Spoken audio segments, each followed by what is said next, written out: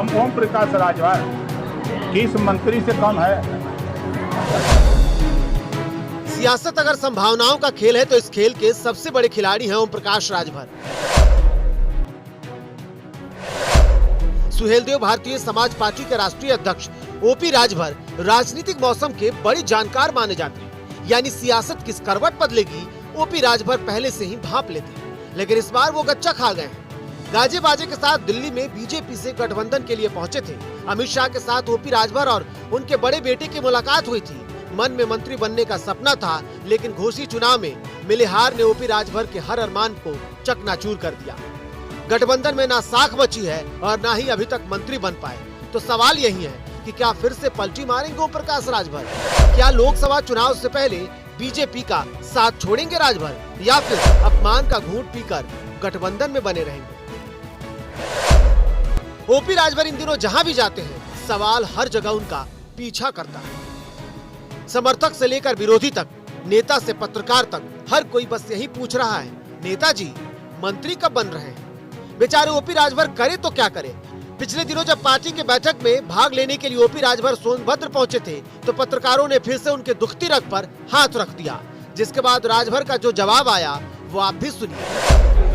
हमको तो कोई सुझाव नहीं दिया अब तक, आपको बताया हूँ। लेकिन हम ओम प्रकाश राजभर किस मंत्री से कम है? आप बताइए, किसी मंत्री से हम कम है कहा? हमको तो कोई सुझाव नहीं दिया अब तक, आपको बताया हूँ। लेकिन हम ओम प्रकाश राजभर किस मंत्री से कम है? आप बताइए, किसी मंत्री से हम कम है कहा? ये सत्य है कि मौजूदा दौर में ओम प्रकाश राजभर अपनी बिरादरी के सर्वमान्य नेता बन चुके हैं। पूर्वांचल की कुछ सीटों पर वो किंग मेकर की भूमिका में भी हैं। अपनी मेहनत और राजनीतिक कौशल से उन्होंने एक नई सियासत गढ़ी है।